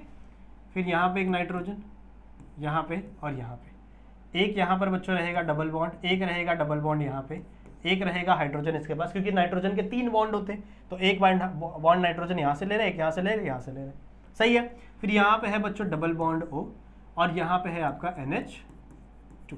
This is the structure of cytosine, सही है। सबसे पहले अपन ये सीखते हैं कि कैसे नाइट्रोजनस बेस और आपका राइबोज शुगर एक दूसरे से जुड़ेगा, कैसे ये दोनों जुड़ेंगे। देखो ध्यान से सुनो, अगर आप बात करो बच्चों इसके कार्बन की, तो यहाँ पे फर्स्ट कार्बन पे क्या प्रेजेंट है, OH ऊपर प्रेजेंट है और H नीचे प्रेजेंट है, सही बात है। अगर यहीं पर आप देखो आपके नाइट्रोजनस बेस, ये कौन सा है बच्चों, आपका साइटोसिन है, ये क्या है आपका साइटोसिन है। अगर आप इस साइटोसिन के पास देखो तो इस वाले नाइट्रोजन के पास एक extra molecule of hydrogen present है, इसके पास क्या प्रेजेंट है, एक extra molecule of hydrogen present है। तो होगा क्या पता है, यहाँ पर वाटर मॉलिक्यूल का रिमूवल होगा। इसके पहले जितने भी हम लोग ने बॉन्ड बनाया हर जगह पर वाटर मॉलिक्यूल ही रिमूव हो रहा था, तो यहाँ पर भी सेम चीज होने वाली, यहाँ पर भी वाटर मॉलिक्यूल का रिमूवल होगा। तो क्या होगा बच्चों, ये वाला हाइड्रोजन और ये वाला हाइड्रोजन क्या हो जाएंगे, यहाँ से ये वाला OH यहाँ से क्या हो जाएगा, रिमूव, ठीक है। तो ये वाला हाइड्रोजन, ये वाला OH हमेशा बच्चों यहाँ से क्या हो जाएगा, रिमूव हो जाएगा। समझ में आई बात, समझ में आई बात, ठीक है। तो ये H, ये OH, ये H, ये OH यहाँ से बच्चों बाहर निकल जाता है in the form of H2O, in the form of H2O। और ये वाला नाइट्रोजन डायरेक्टली कनेक्ट हो जाएगा बच्चों इस कार्बन के साथ, क्योंकि ये देखो ये बॉन्ड कार्बन ऑक्सीजन के साथ बना था ना, सही है। तो मैं दिखाऊं कैसे बनेगा, देखो देखो कैसे हो जाएगा बच्चों, ये वाला जो नाइट्रोजन है ये डायरेक्टली अटैच हो जाएगा किसके साथ, इस कार्बन के साथ। ये वाला जो नाइट्रोजन है ये डायरेक्टली किसके साथ अटैच हो जाएगा बच्चों, इस वाले कार्बन के साथ। This bond is known as glycosidic bond. इस बॉन्ड को हम लोग क्या बोलते हैं, ग्लाइकोसिडिक बॉन्ड। अभी बताऊंगा फॉस्फोडाइस्टर बॉन्ड क्या होता है, फॉस्फो ईस्टर बॉन्ड क्या होता है, वो भी बताऊंगा। ये समझ में आ गया बच्चों, ये समझ में आ गया मैंने क्या किया। एक हाइड्रोजन मैंने लिया आपके नाइट्रोजन बेस से, नाइट्रोजन बेस था ये वाला। बार बार मैं आप ये नाइट्रोजन बेस नहीं बताऊंगा, बस मैं आपको सिखा रहा हूं एक बार बना के। तो नाइट्रोजन बेस से मैंने एक हाइड्रोजन लिया है और एक OH लिया है मैंने आपके carbon number 1 of your ribose sugar. आपके राइबोस शुगर के फर्स्ट कार्बन से OH लिया, H और OH निकल गए बच्चों in the form of water. तो वाटर मॉलिक्यूल यहां से रिमूव हो गया और अब ये आपका नाइट्रोजन डायरेक्टली इस कार्बन से क्या हो गया, अटैच हो गया। This bond is known as glycosidic bond. ये बन गया है आपका न्यूक्लियोसाइड। ये क्या बन गया है आपका, न्यूक्लियोसाइड। अगर आपको याद हो तो मैंने आपको बताया था न्यूक्लियोटाइड में न्यूक्लियोसाइड होता है। न्यूक्लियोसाइड का मतलब क्या होता है, sugar plus nitrogen base, sugar plus nitrogen base. बताया था कि नहीं, भूलना मत बच्चों, बताया, सब बताया। कहाँ गया, देखो ये इस स्लाइड पे आओ, यहां पे मैंने आपको बताया, देखो शुगर मॉलिक्यूल और नाइट्रोजन बेस, इन दोनों को मिलाकर क्या कहते हैं बच्चों, इसको हम लोग न्यूक्लियोसाइड। तो अभी जो हम लोग ने बनाया है वो बनाया है न्यूक्लियोसाइड। अब हमें इस न्यूक्लियोसाइड में सिर्फ क्या अटैच करना है, हमें अटैच करना है फॉस्फेट ग्रुप। हमें क्या अटैच करना है बच्चों, फॉस्फेट ग्रुप। अगर मैंने फॉस्फेट ग्रुप अटैच कर दिया न्यूक्लियोसाइड में तो मेरा न्यूक्लियोटाइड बनके तैयार हो जाएगा। सो आ जाओ करते अटैच, किस बात की देरी है, आ जाओ अटैच करते। ये समझ में आ गया बच्चों, ये न्यूक्लियोसाइड बन गया। अब यहां पर मैं लिख रहा हूं बच्चों फॉस्फेट ग्रुप, यहां पर लिख रहा हूं मैं फॉस्फेट ग्रुप, ठीक है। फॉस्फेट ग्रुप का स्ट्रक्चर कैसा होता है, देखो एक आपका होता है P, सही है। P को कैसे बनाएंगे, 4 बॉन्ड, एक बॉन्ड यहां, एक बॉन्ड यहां, एक बॉन्ड यहां, फिर एक O। रुको अच्छे से बनाते हैं, गड़बड़ नहीं होनी चाहिए। देखो एक आपका P यहां पर, सही है, फिर एक आपका O, एक आपका O, एक आपका O और एक आपका O। फिर आपके पास 3 हाइड्रोजन है तो एक हाइड्रोजन यहां लगा दो, एक हाइड्रोजन यहां लगा दो, एक हाइड्रोजन यहां लगा दो, 3 हाइड्रोजन खत्म हो गए। इस भाई साहब को हाइड्रोजन नहीं मिला तो यहां पे लगा दो double bond. This is the structure of phosphoric acid. ये है बच्चों स्ट्रक्चर आपके फॉस्फोरिक एसिड का। समझ में आ गया, ये समझ में आ गया। अब यहां पर क्या होगा, एनी गेसेस, यहां पर भी बच्चों वाटर मॉलिक्यूल का रिमूवल होगा, बट अब कहां से, अब कार्बन नंबर 5 से। कहां पे बच्चों, कार्बन नंबर 5 से। तो ये जो 5वां कार्बन है इसका जो OH है और इसका जो OH है, ये दोनों क्या होंगे बच्चों, एक दूसरे से रिएक्ट होंगे। ये दोनों क्या होंगे बच्चों, एक दूसरे से रिएक्ट होंगे। अब देखो ये एसिड है तो एसिड अपना H, भाई साहब मिटना मत, एसिड है बच्चों तो एसिड क्या देगा अपना हाइड्रोजन, OH क्या देगा अपना, ये क्या देगा अपना OH। तो यहां से H और OH बाहर निकल गया, H और OH बाहर निकल गया, सही बात है, in the form of water. तो यहां पे लिख दो दो मॉलिक्यूल बाहर निकला, H एक मॉलिक्यूल यहां से बाहर निकला था, एक मॉलिक्यूल यहां से। तो H और OH क्या हो गया बच्चों, यहां से बाहर निकल गए हैं। तो इस H को मिटा दूं मैं, इस OH को मिटा दूं मैं, सही है, H और OH बाहर निकल गए बच्चों। तो अब आपका ये जो ऑक्सीजन है ये लिंक हो जाएगा किससे, आपके इस वाले कार्बन से। तो मतलब POC ये वाला बॉन्ड बनता है, POC। और ये बॉन्ड किससे बनता है बच्चों, आपके 5th वाले कार्बन से। बॉन्ड किससे बनता है, हमेशा 5th वाले कार्बन से बॉन्ड बनता है। Am I clear till now. मुझे बताओ बच्चों, क्या मैं अभी तक इतनी चीजें आपको समझा पाया हूं कि ये बॉन्ड कैसे बना और ये बॉन्ड कैसे बना। यहां पर OH था और यहां पर भी OH था, तो इस एसिड ने अपना H रिलीज किया, यहां से H आ गया, यहां से OH आ गया in the form of water, ये बाहर निकल गया। तो यहां पे एक ऑक्सीजन इसका अभी भी बचा है, सही है। तो एक ऑक्सीजन यहां, ये ऑक्सीजन जुड़ गया बच्चों इस वाले कार्बन से, सही है। ये बॉन्ड किसके बीच में बन रहा है, ये बॉन्ड बना रहा है फॉस्फोरस। ये बॉन्ड कौन बना रहा है बच्चों, फॉस्फोरस बना रहा है। And it is just like Easter. Easter पता है ना आप लोगों को, ROR मतलब क्या होता है, ईस्टर, सही है ना। देखो ROR, इसको हम लोग क्या बोलते हैं, ईस्टर ग्रुप। तो अगर बच्चों में इस R को, ध्यान से देखो, अगर मैं इस R को रिप्लेस कर दूं P से यानी फॉस्फोरस से, तो ईस्टर को हम लोग कहेंगे फॉस्फो ईस्टर। ईस्टर को हम लोग क्या बोलेंगे, फॉस्फो ईस्टर। तो इस बॉन्ड को, ये जो बॉन्ड बना है, ध्यान से देखो, ये जो बॉन्ड बना है बच्चों यहां से लेके यहां तक, इस ये वाला बॉन्ड, इसे हम लोग कहेंगे फॉस्फो ईस्टर बॉन्ड, ठीक है। इसे हम लोग क्या कहेंगे, फॉस्फो ईस्टर बॉन्ड। ठीक है, अब आप लोग सोचोगे सर फॉस्फो ईस्टर नहीं होता, फॉस्फो डाइस्टर होता है। बताऊंगा, फॉस्फो डाइस्टर नहीं होता, वो चीज़ अलग है। ये होता है बच्चों आपका phospho ester bond. Phospho diester क्या होता है वो मैं आपको समझाऊंगा आगे चल के। ठीक है, तो समझ में आ गया, समझ में आ गया बच्चों। आई होप आपको इतनी चीजें समझ में आ गई होंगी। This is the structure of complete nucleotide. बन गया न्यूक्लियोटाइड, या आपका न्यूक्लियोसाइड बना था, इसमें आपने फॉस्फेट ग्रुप डाल दिया, हो गया न्यूक्लियोटाइड। क्लियर है बच्चों? Take a screenshot please, screenshot ले लें। अब मैं आपको आगे सिखाऊंगा कि आगे आखिरकार चेन कैसे बनती है। एक न्यूक्लियोटाइड को हम लोग अलग अलग न्यूक्लियोटाइड के साथ कैसे अटैच करेंगे, उसमें मैं इसको नहीं बनाऊंगा, इसको सिर्फ मैं नाइट्रोजन बेस लिखने वाला हूँ, क्योंकि इसका काम नहीं है। मैं आपको समझा दिया बस कि नाइट्रोजन बेस कैसे इससे अटैच होता है। बाकी सारा काम, सारा खेल इन दोनों का होता है।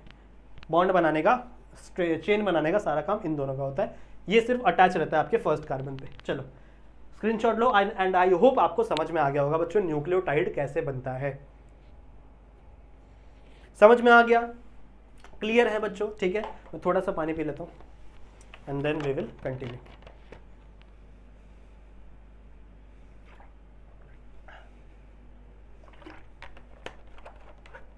क्लियर है?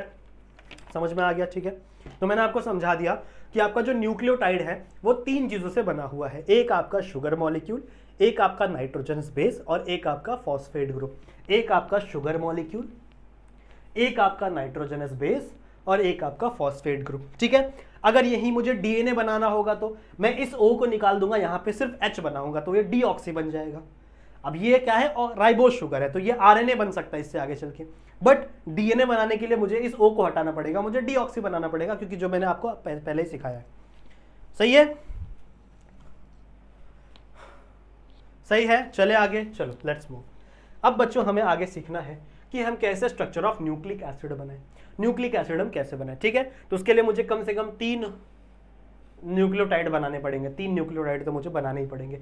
एक्चुअली में एक न्यूक्लियोटाइड में बिलियंस ऑफ न्यूक्लियोटाइड, एक न्यूक्लिक एसिड की चेन में, एक चेन में बिलियंस ऑफ न्यूक्लियोटाइड होते हैं। तो मैं बिलियन न्यूक्लियोटाइड तो मैं बनाऊंगा नहीं, बिकॉज मैं इतना बेवकूफ नहीं हूं। मैं सिर्फ 3 बनाऊंगा और तीनों में तुमको समझा दूंगा कि क्या क्या होता है। ठीक है, आ जाओ बात करते हैं। इसको मिटा दूं क्या मैं? मेरे को स्पेस चाहिए यार। हम लोग बात कर रहे हैं न्यूक्लिक एसिड के स्ट्रक्चर की, आपको पता होना चाहिए। ठीक है, अब मैं इस लाइन को मिटा देता हूं क्योंकि मुझे स्पेस चाहिए। मिटा दिया। चलो, कम से कम 3 स्ट्रक्चर मुझे बनाने हैं। मैं नाइट्रोजन बेस नहीं बनाऊंगा, मैं खाली MV लिख दूंगा, आपको समझ में आना चाहिए क्या है। चलो बनाते हैं, थोड़ा छोटा बनाएंगे बच्चों। यह आपका शुगर मॉलिक्यूल है। ठीक है, अब आपको डाउट नहीं होना चाहिए कि क्या बना रहे हो सर, हमको तो समझा ही नहीं है। बच्चों मेरे साथ तुम लोग भी बनाओ, बैठ के देखो मत, मेरे साथ तुम लोग भी बनाओ, मेरे साथ साथ बनाओ, प्लीज बनाओ। ठीक है, तभी दिमाग में घुसेगा। Carbon number 1, carbon number 2, carbon number 3, carbon number 4 और यहीं कहीं ऊपर कार्बन नंबर 5 होगा। लिख देंगे भैया, चलो इधर कार्बन नंबर 5 है। ठीक है, OH H, पर यहाँ पे OH नहीं रहेगा बच्चों, यहाँ पे OH नहीं रहेगा। ठीक है, ये OH यहाँ से चला जाता है ना, ये OH यहाँ से चला जाता है, तो मैं डायरेक्टली यहाँ पे लिख दूँ कि यहाँ पे प्रेजेंट है नाइट्रोजनस बेस, क्योंकि ये OH चला गया। देखो OH चला जाता है ना, यहाँ पे डायरेक्टली क्या प्रेजेंट है आपका? Nitrogenous base. तो मैं ऐसे ही लिख दे रहा हूँ, यहाँ पे क्या प्रेजेंट है बच्चों? आपका नाइट्रोजनस बेस। ठीक है, यहाँ पे H, मान लो यहाँ पे H, sorry OH H, OH H, यहाँ पे H और यहाँ पे क्या है बच्चों? आपका C, एक H यहाँ, एक H यहाँ ऊपर। सही है, फिर यहाँ पे क्या है आपका P, नहीं, यहाँ पे है आपका O, यहाँ पे है आपका P, यहाँ पे है OH, यहाँ पे है OH और यहाँ पे double bond O। This is 1 group. यहाँ पे एक ग्रुप है बच्चों। ठीक है, ये आपका एक कंपाउंड है। देखो एक कंपाउंड बनाने में ही इतना जगह चला गया। अब थोड़ा छोटा बनाना पड़ेगा यार, इसको थोड़ा ऊपर बनाते हैं। दिख रहा है क्या ऊपर वाला OH? दिख रहा है ना? हाँ, रिकॉर्ड हो रहा है। चलो दूसरा बनाते हैं, थोड़ा फास्ट बनाएंगे बच्चों अभी। ठीक है, थोड़ा फास्ट बनाएंगे। यहाँ पे एक O, यहाँ पे एक O, ऐसे ऐसे ऐसे ऐसे ऐसे, ओके। यहाँ पे 1 2 3, ठीक है। यहाँ पे है बच्चों नाइट्रोजनस बेस, सही है। यहाँ पे है H, OH, H, OH, H, यहाँ पे H, फिर यहाँ पे क्या होता है आपका C, H, H, फिर यहाँ पे O, फिर यहाँ पे आपका P, फिर ऊपर H, OH, सॉरी ऊपर OH, इधर OH, और यहाँ पे डबल बॉन्ड O। सही है, कंफ्यूजन नहीं हो रहा ना? हो रहा है? सुनो यार, देखो ये वाला स्ट्रक्चर है ऊपर वाला, और ये वाला स्ट्रक्चर है आपका नीचे वाला। एक और स्ट्रक्चर बनाना है मुझे, अभी तो आपकी कंफ्यूजन बढ़ानी है बच्चों, ठीक है? इधर इधर इधर इधर, ओके। और कौन सा कलर ले यार, कलर में कंफ्यूजन हो जाता है। चलो, यहाँ पे है आपका नाइट्रोजन बेस, यहाँ पे है H, यहाँ पे OH, H, OH, H, यहाँ पे है H, यहाँ पे है C, H, H, फिर यहाँ पे क्या होगा बच्चों आपका O, P, OH, okay, OH, और यहाँ पे आपका डबल बॉन्ड O। सही है, क्लियर है, ठीक है। थोड़ा सा मैं अपने प्लान के अकॉर्डिंग चीज़ों को चेंज करूँगा।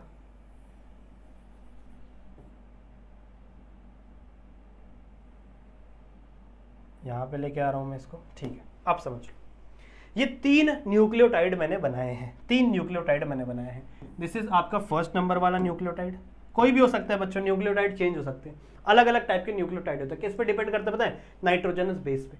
जो टाइप का नाइट्रोजनस बेस होगा वो टाइप का न्यूक्लियोटाइड होगा। हम लोग बोलते हैं A, T, G, C, हम लोग ऐसा पढ़ते हैं ना, तो वो क्या है? वो सब न्यूक्लियोटाइड ही है बच्चों। उसके अंदर कौन सा आपका नाइट्रोजनस बेस है, तो नाइट्रोजन बेस आपका ग्लाइकोसिडिक बॉन्ड बना रहा है, उसको छोड़ दो अभी, ठीक है। नाउ अभी हम लोग को ये पढ़ना है बच्चों कि आपके अलग अलग न्यूक्लियोटाइड कैसे एक दूसरे से जुड़ते हैं, कैसे एक दूसरे से कनेक्ट होते हैं, और वो कैसे न्यूक्लिक एसिड की एक स्टैंड बनाते हैं। सही है। अब एक स्टैंड के अंदर बिलियंस ऑफ न्यूक्लियोटाइड हो सकते हैं, बट मैं सारे न्यूक्लियोटाइड नहीं बना सकता। मैं देखो 3 बनाने मेरी हालत खराब हो गई, तो मैं इन 3 को बनाया हूं, और इस 3 से मैं आपको समझाऊंगा कि आगे चल के कैसे स्ट्रक्चर पूरा फॉर्म होता है। सपोज दैट ये सबसे ऊपर वाला है, सबसे नीचे वाला, और ये बीच वाले, कुछ ऐसा समझ लो। सही है, ठीक है। चलो आगे चल के बनाने की कोशिश करते हैं। चलो आ जाओ, आप सुनेंगे ध्यान से, जो भी मैं चीज कहूंगा ध्यान से सुनेंगे, ध्यान से सुनो। ये आपका पहला वाला न्यूक्लियोटाइड, ये आपका दूसरा वाला न्यूक्लियोटाइड कैसे लिंक होंगे, ध्यान से सुनो। यहां पे 3rd नंबर पे OH है, यहां पे इस फॉस्फोरिक ग्रुप का OH है, दिख रहा है? 3rd नंबर पे OH है, इस फॉस्फोरिक ग्रुप का OH है। यहां पर बच्चों, यहां पर बॉन्डिंग फॉर्मेशन होगी, यहां पर H रिमूव होगा, क्या रिलीज होगा? क्या रिलीज होगा? वाटर रिलीज होगा, वाटर। क्या रिलीज होगा बच्चों? वाटर रिलीज होगा in the form of water. सही है। तो यहां से H, यहां से OH, यहां से H, यहां से OH बच्चों रिलीज हो जाता है in the form of water. क्या बचेगा? ये ऑक्सीजन बच जाता है ना, देखो देखो, ध्यान से सुनो, समझेगा, ध्यान से सुनोगे समझेगा। इसको ऑक्सीजन को भी मिटा ही देता हूं। यहां पे क्या बचा है बच्चों? यहां पे बचा है एक ऑक्सीजन, और ये ऑक्सीजन डायरेक्टली कनेक्ट हो जाएगा इस वाले कार्बन के साथ। सही है। ये वाला ऑक्सीजन कनेक्ट हो जाएगा डायरेक्टली कनेक्ट हो जाएगा बच्चों, कहां से? इस वाले कार्बन के साथ। सही है। तो देखो ध्यान से सुनो, क्या हुआ यहां पे, समझा आप लोगों ने? कार्बन नंबर 3 का जो OH है वो इस फॉस्फोरस के OH के साथ रिएक्शन करेगा। कार्बन नंबर 3 का जो OH है वो इस फॉस्फोरस के OH के साथ रिएक्शन करेगा। जब इन दोनों का रिएक्शन होगा तो वाटर मॉलिक्यूल निकलेगा। एक OH यहां था, एक OH यहां था, यहां से क्या निकल गया बच्चों? H और OH निकल गया, बचा हुआ सिर्फ एक ऑक्सीजन। ये ऑक्सीजन यहां पे प्रेजेंट है, तो POC बॉन्ड बन गया। मतलब ये भी कौन सा बॉन्ड है? Phospho ester bond. अब देखो ध्यान से सुनो, ये भी फॉस्फो ईस्टर बॉन्ड बन गया। ऑलरेडी यहां पर एक फॉस्फो ईस्टर बॉन्ड था, यहां पर भी एक फॉस्फो ईस्टर बॉन्ड बन गया। समझ में आ गया? सिमिलर सी चीजें यहां पर भी होंगी, सिमिलर सी चीजें बच्चों यहां पर भी होंगे। देखो ये आपका कार्बन नंबर 1 है, ये कार्बन नंबर 2 है, ये कार्बन नंबर 3 है।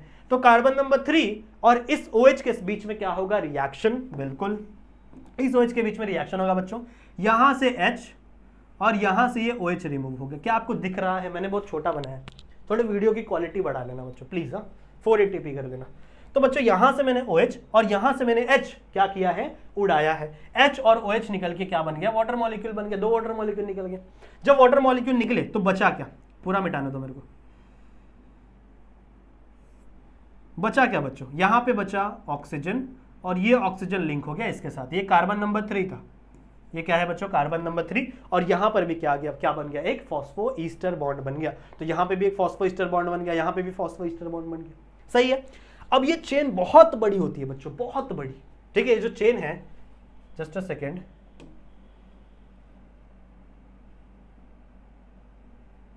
हाँ वेरी गुड, ये जो चेन है बच्चों वो बहुत बड़ी होती है। ठीक है, बिलियंस ऑफ न्यूक्लियोटाइड होते, तो मैं सब नहीं बना सकता।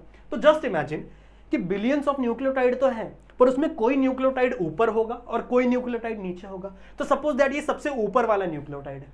सही है, ये सबसे ऊपर वाला न्यूक्लियोटाइड है। तो सबसे ऊपर वाले न्यूक्लियोटाइड के पास बच्चों इसका जो 5th कार्बन पे ये OH ग्रुप है, ये अनरिएक्टेड है।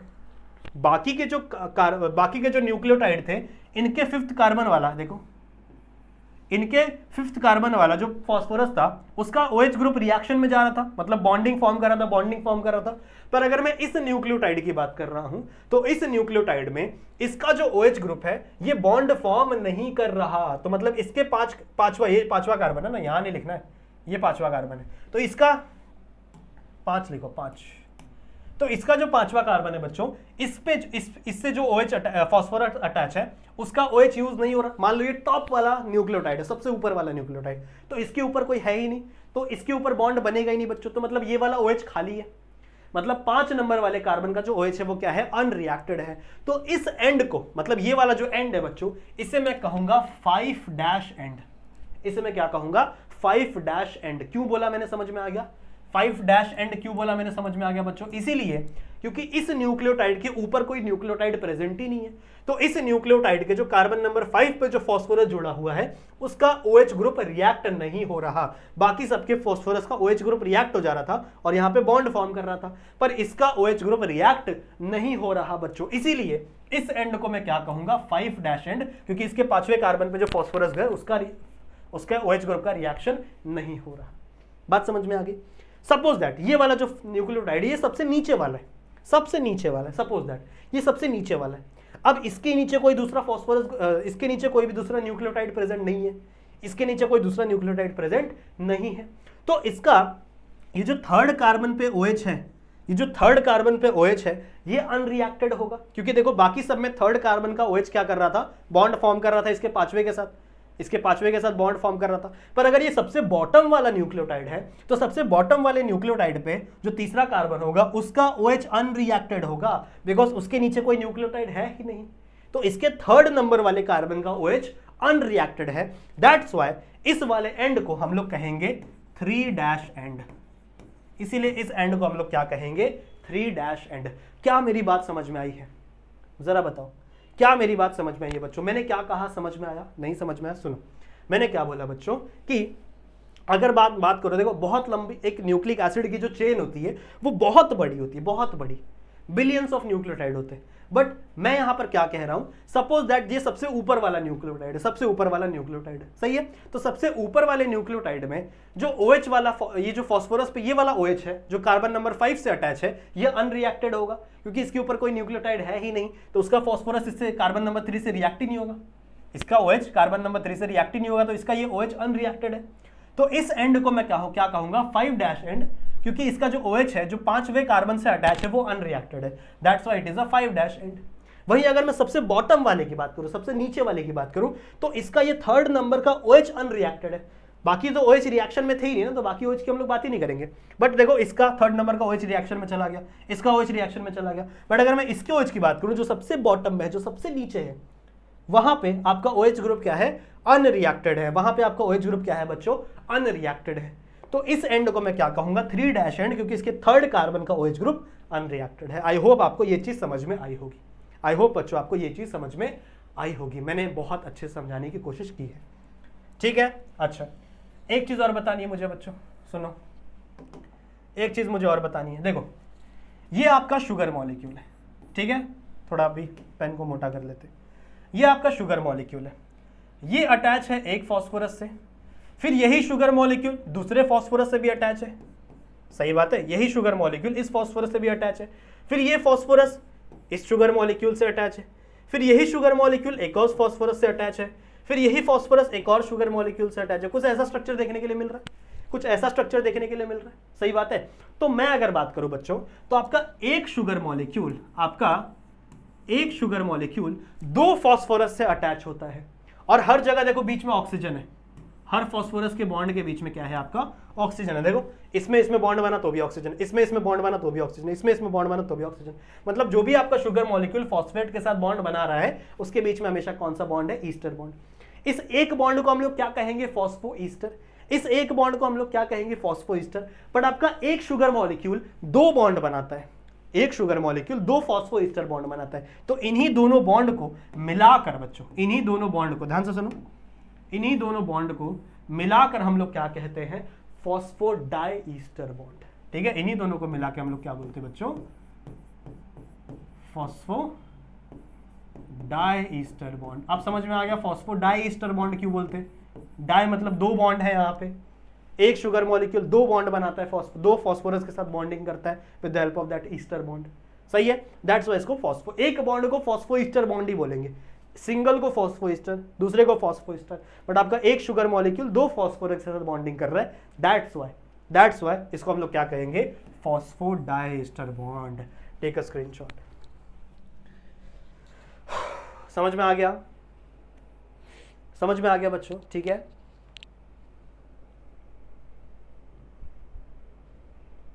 समझ में आ गया, चले आगे।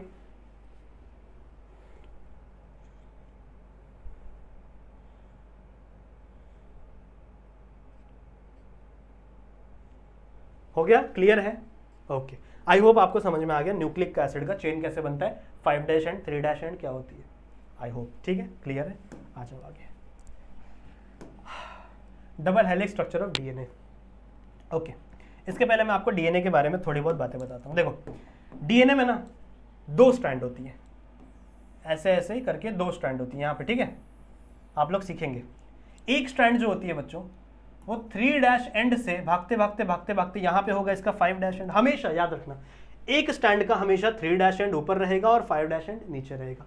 सिमिलरली अगर ये 3' है तो ये जो सामने वाली स्टैंड होती है ना ये हमेशा इसके अपोजिट होनी चाहिए।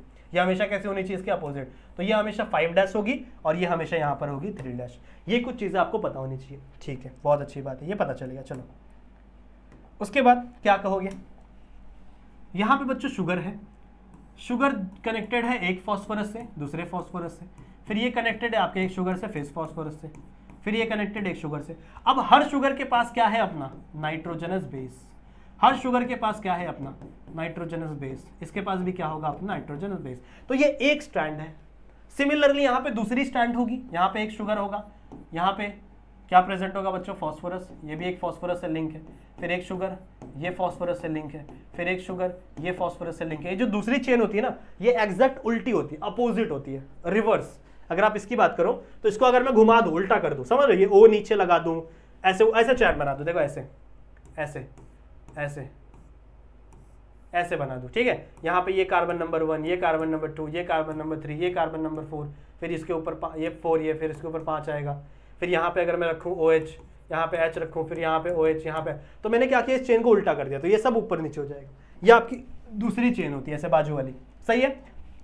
तो इसका भी क्या होगा बच्चों, यहाँ पे नाइट्रोजनस बेस होगा, सही है। इसका भी क्या होगा, यहाँ पे नाइट्रोजनस बेस होगा, इसका भी क्या होगा, यहाँ पे नाइट्रोजनस बेस होगा, सही है। ये किसकी बात हो रही है, डीएनए की बात हो रही है। तो डीएनए में डबल स्ट्रैंडर्ड होते हैं, ठीक है, दो स्ट्रैंड होती है डीएनए में बच्चों। आपका ये नाइट्रोजनस बेस और ये नाइट्रोजनस बेस एक दूसरे के बीच में बॉन्ड बनाता है। सिमिलरली ये नाइट्रोजनस बेस एक दूसरे के क्या बनाएंगे, बीच में बॉन्ड बनाएंगे। ये नाइट्रोजनस बेस एक दूसरे के बीच में क्या बनाएंगे बच्चों, बॉन्ड बनाएंगे, बॉन्डिंग फॉर्म करते हैं। कौन सा बॉन्ड होता है, ये होता है बच्चों आपका हाइड्रोजन बॉन्ड। कौन सा बॉन्ड होता है, ये आपका हाइड्रोजन बॉन्ड। समझ रहे हो, ये जो बीच में बन रहा है ना नाइट्रोजनस बेस के बीच में bond, this bond is known as hydrogen bond. समझ में आ गया, ठीक है, बहुत अच्छी बात है।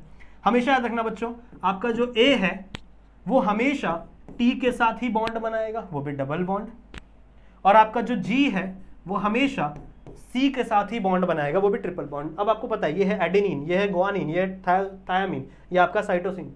तो आपका एडेनिन हमेशा थायामीन के साथ ही बॉन्ड बनाएगा, वो भी कितना डबल बॉन्ड। गुआनिन हमेशा साइटोसिन के साथ ही बॉन्ड बनाएगा, वो भी कितना ट्रिपल बॉन्ड। और ये सारे बॉन्ड क्या होंगे बच्चों, हाइड्रोजन बॉन्ड होंगे। ये सारे के सारे बॉन्ड क्या होंगे, हाइड्रोजन बॉन्ड। ये चीज नोट करो बुक में, ये चीज बहुत इंपॉर्टेंट है बच्चों आप सभी के लिए, ठीक है।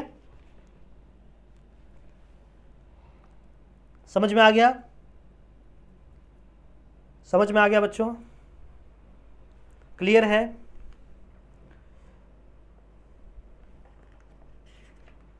क्लियर है? क्लियर है? क्लियर है। चलो नेक्स्ट, अब लास्ट पढ़ते हैं topic, last topic that is nothing but double helix structure.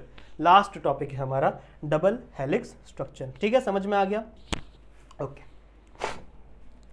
ये जो स्ट्रक्चर है ये हमें दिया था, किसने? ये हमें दिया था दो बंदों ने, एक का नाम था वॉटसन और एक का नाम था क्रिक। दोनों का नाम मैंने गलत लिखा है, स्पेलिंग मुझे पता है।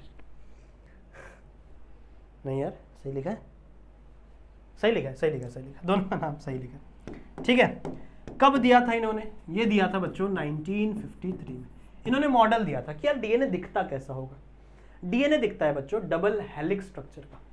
डबल हेलिक्स, वो भी ऐसा हेलिक्स जो राइट साइड में। अच्छा, तुम लोगों ने ये देखा है कभी? तुम लोगों ने पानी की टंकी देखी है? पानी की टंकी ऐसे बड़ी सी पानी टंकी होती है ऊपर, और उसमें आपको एक सीढ़ी लगी होती है, ऐसे घूम घूम के सीढ़ी चढ़ के जाना पड़ता है, समझ रहे हो? उसको हम लोग बोलते हैं हेलिक्स, उसको हम लोग बोलते हैं हेलिक्स। तो इसको हम लोग बोल रहे हैं डबल हेलिक्स। क्यों? क्योंकि दो स्ट्रैंड हेलिक्स बना रही है। दो स्ट्रैंड क्या बना रही है बच्चों? हेलिक्स का स्ट्रक्चर फॉर्म कर रही है। तो आपका डीएनए कुछ इस तरीके से दिखता है। देखो, एक स्ट्रैंड कैसे बनाओगे? ऐसे ऐसे ऐसे ऐसे, सांप की तरह। फिर दूसरी स्ट्रैंड आप कैसे बनाओगे? ऐसे ऐसे ऐसे।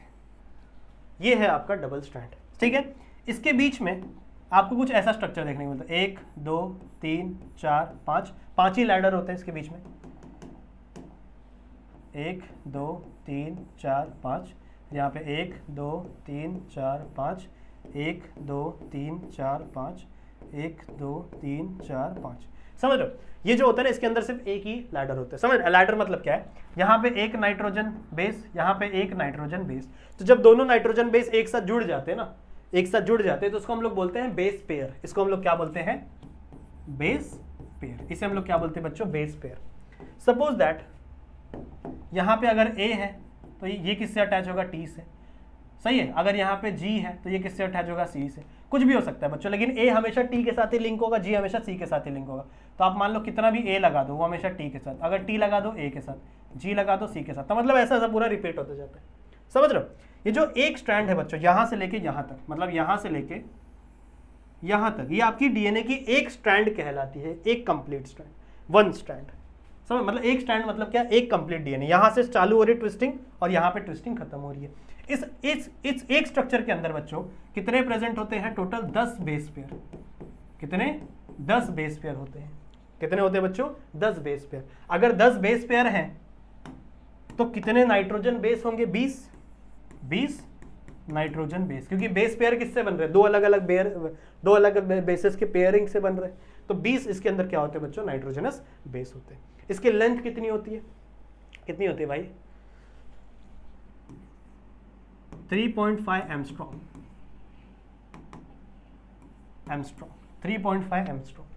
सही है। या फिर आप लिख सकते हो 35 × 10⁻⁻10 मीटर, ये भी होता है। समझ रहे हो? इसको आप लिख सकते हो मीटर के अंदर। इतनी लेंथ होती है बच्चों इस एक स्ट्रक्चर की। This structure is known as double helix structure of DNA, जो किसने दिया था? वॉटसन और क्रिक ने दिया था। कब दिया था? 1953 में। उन्होंने बोला ऐसा ऐसा स्ट्रक्चर होगा। उन्होंने सिर्फ पोस्टुलेट किया था, बोला था यार ऐसा हो सकता है। और बाद में जब इलेक्ट्रॉन माइक्रोस्कोप से डीएनए को देखा गया तो एग्जैक्टली वो ऐसा ही दिखा। तो मतलब ये बहुत चालाक लोग थे, मतलब बहुत जीनियस लोग थे, ऐसा कह सकते। ठीक है, समझ में आई बात? तो this is the double helix structure of DNA. कुछ बना देना ऐसी, एग्जाम में आएगा तो आता है कभी कभी एग्जाम में, ये बना देना, ये थोड़ी बहुत इंफॉर्मेशन ये लिख देना। सही बात है। एक इसके अंदर सिर्फ 10 बेस पेयर होते हैं, एक राउंड में 5, एक राउंड में 5 बेस पेयर। समझ में आ गया? ये हमेशा एडेनिन इसके साथ कॉम्प्लीमेंट्री होगा, ये हमेशा इसके साथ, ये हमेशा इसके साथ। एक और चीज, अगर मान लो ये वाला जो लाइन है, ये वाला देख रहा है, ये वाला जो यहाँ पे, अगर मान लो ये 5' से शुरू हो रहा है, दूसरा कलर लेते रुको, ये वाला लेते हैं। अगर मान लो ये 5' से शुरू हो रहा है तो बच्चों ये हमेशा खत्म कहाँ पे होगा? 3' एंड पे। समझ में आ गया? अब समझ में आ रहा है 5' क्या होता है, 3' एंड क्या होता है? मतलब यहाँ पे जो एडेनिन है, इसका जो 5वें नंबर पे कार्बन है, उसका उस पे जो फॉस्फोरस जुड़ा हुआ उसका OH खाली होगा, मतलब वो अनरिएक्टेड होगा। समझ में आ रहा है 5 डैश एंड, और ये 3 डैश एंड क्या होगा, क्योंकि इसके थर्ड वाले कार्बन का OH अनरिएक्टेड होगा, और हमेशा इसके सामने वाली स्ट्रैंड इसकी अपोजिट होती है, तो ये 5 डैश, तो ये हमेशा 3 डैश, और ये 3 डैश, तो ये हमेशा 5 डैश। ऐसा कुछ स्ट्रक्चर होता है आपके डीएनए का। आई होप अभी बच्चों आपको ये चीजें समझ में आ गई होंगी। इसका स्क्रीनशॉट ले लो। ले लिया, समझ में आ गया? इसको थोड़ा नीचे तक बना देते हैं, ये गुड, स्ट्रक्चर बन जाता है मेरे से कभी कभी। समझ में आ गया बच्चों? ठीक है। सो यहाँ पर बच्चों आपका ये चैप्टर फाइनली खत्म होता है। आई होप मैंने जितनी भी चीज़ें आपको समझाई हैं वो सारी चीज़ें आपको समझ में आ गई होंगी। ओके, वो सारी चीज़ें आपके समझ में आ गई होंगी। ठीक है। सो बच्चों नेक्स्ट कौन सा चैप्टर शुरू करना है कमेंट सेक्शन में बता देना मुझे। ठीक है, जो आपके कमेंट होंगे वो चैप्टर हम लोग शुरू करेंगे, फास्ट तरीके से खत्म करने की कोशिश करेंगे, और इसी तरीके से जैसा मैंने तुम लोग को सब समझाया है वैसे ही सब समझ में आ जाएगा। ठीक है, इसका स्क्रीनशॉट लिया है आप सभी ने? अच्छा नहीं, इसका ले लिया, इसका लिया क्या? ये बहुत इंपॉर्टेंट है, ये सिर्फ मैंने आपको ऐसे नहीं पढ़ाया, ये सब बहुत इंपॉर्टेंट है। ये बेस पेयर्स, ये शुगर मॉलिक्यूल्स, ये सब बहुत इंपॉर्टेंट चीज़ है, मैंने आपको सिखा दी। सही है। तो अगर बच्चों आपको कोई भी डाउट हो तो मैंने आपको बताया ही है कि ये मेरा इंस्टाग्राम का आईडी है, यहाँ पे आप आके मुझे मैसेज कर सकते हो, उसका भी स्क्रीनशॉट आप ले सकते हो, ले लो। कभी कोई डाउट हो तो पूछ लेना, फॉलो भी कर लेना। ठीक है, नहीं करोगे चलेगा, ऐसा कोई दिक्कत नहीं है, बट आप मैसेज कर सकते हो। समझ में आ गया? तो बच्चों आई होप मैंने जो आप लोग को इतनी सारी चीज़ें समझाने की कोशिश की है, न्यूक्लिक एसिड के बारे में सब समझाने की कोशिश की है कि न्यूक्लियोटाइड क्या होता है, न्यूक्लियोसाइड क्या होता है, फॉस्फेट ग्रुप क्या होता है, कैसे बॉन्ड फॉर्म होता है। आई होप सब कुछ समझ में आपके आया होगा। सही है। तो बच्चों इस वीडियो को शेयर कर देना, अगर आपको सच में अच्छा लगा है लेक्चर तो इस वीडियो को शेयर कर देना, ज़्यादा से ज़्यादा अपने दोस्तों तक पहुँचा देना। बाकी आप वीडियो को लाइक भी करेंगे तो भी बहुत अच्छी बात है, एक प्यारा सा कमेंट भी करेंगे तो भी अच्छी बात है। ठीक है, तो प्यारा सा कमेंट ज़रूर से कर देना। चैनल पर नए हो तो चैनल को सब्सक्राइब ज़रूर से कर देना बच्चों। ठीक है, बाकी मैं मिलता हूँ आप सभी से एक नए वीडियो में, एक नए लेक्चर वीडियो में, एक नए लेसन में, जहाँ पे हम लोग और भी बहुत सारी चीज़ों की बातें करेंगे। तब तक आप अपना ध्यान रखना। ठीक है, and keep studying. Bye bye.